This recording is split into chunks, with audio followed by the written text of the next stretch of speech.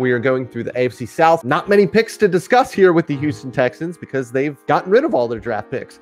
But they go out, they get Davis Mills. How did you feel about how they did with the limited amount of draft capital that they had? I thought they did a terrific job. I thought they got good players with high upside, with value, really, especially with their first three choices. Yeah. And their last two picks were very interesting. But as far as Davis Mills, I mean, Davis Mills was a guy that was getting a lot of chatter, you know, late in the draft process. People were talking about late first round. I thought maybe mid to late second round, Washington or Chicago.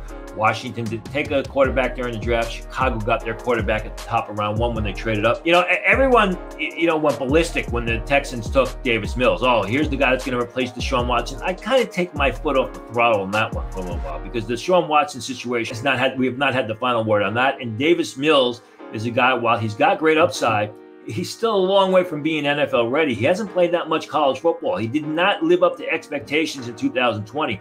I had scouts tell me over the last summer of 2020 that if Davis Mills had the season that they expected, he would be a top 15 pick. He didn't do that. I mean, he played uninspired football at times, looked very ordinary, but he's got great physical skills. He's got a prototypical NFL body. He's got a terrific arm. He's mobile. Just a matter of things clicking quicker between the ears.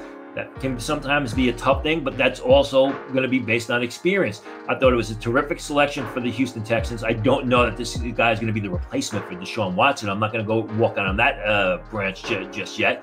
But still, they got a quality quarterback, I think, at a part in the draft where people didn't expect him to be. Yeah, and then they pair that up with a wide receiver. We've talked about, you know, Michigan in the past kind of being a mess in 2020. How'd you feel about Nico Collins throughout the process? Yeah, he went well throughout the process. I thought he was a guy who was a big, sure-handed receiver who wins out for the contested throw. But like a lot of bigger receivers, he's going to struggle to separate at the next level. He's not a quick route runner. Despite the fact that I think he ran a 4.4s during his pro day, he plays in the mid 4.5s. But still, he's got outstanding length. He's a guy who catches the ball very well. Opted out last season, but played relatively well during 3 days of Senior Bowl practice. I think he's someone who's going to add depth and, more importantly, add size to that receiver core. At Houston, I thought it was a terrific choice for him. And then you already said that you liked this pick, the Brevin Jordan pick, the Miami tight end. Were you surprised that he fell this far? Or do you think that's kind of where he was going to go because of how he tested? Well, again, if you were reading Pro Football Network the week of the draft, I had said that there were some teams that had really significantly downgraded Brevin Jordan because they thought it's going to be a while before he's going to be NFL ready. They think he's a good athlete, it's just slow to process the information, and it's going to be a lot longer before Jordan's ready to take the NFL field than people think. Who steps in? Nick Caserio, a guy that's has been able to or been part of a team or a franchise that drafted tight ends that had great success that they were able to develop. So I think it's a good situation for Jordan. I think it's an excellent pick by the Texans. He's a real good pass catcher. He's a real good athlete, but he really has to complete his game. And then you said it when we started this that the next two picks were interesting. What makes the 𝗙𝗢𝗚𝗓𝗢 selection, the TCU linebacker, interesting to you?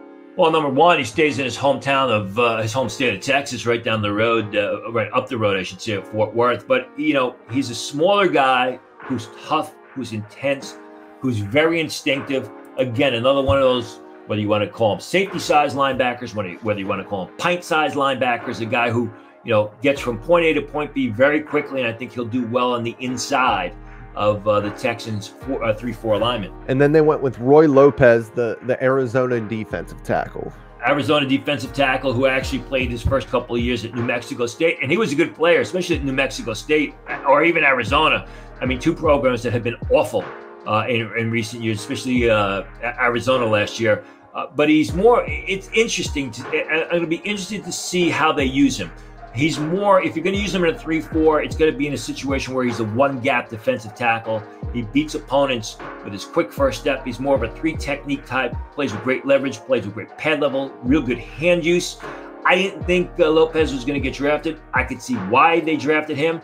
He's got a decent upside, but his approach to the game, I think, fits what Cesario's looking for. And then were there any guys that stood out to you in their UDFA class? Yeah, Marlon Williams, the receiver from Central Florida, who was just very productive the past 2 years.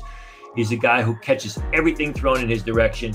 He's a smart receiver who knows how to find the openings in the defense and separate from defenders. Not the fastest guy in the world, not the tallest guy in the world, but incredibly reliable. I'd be surprised if Williams is not on the active roster come this September. All right, Tony, that was the Texans draft reaction.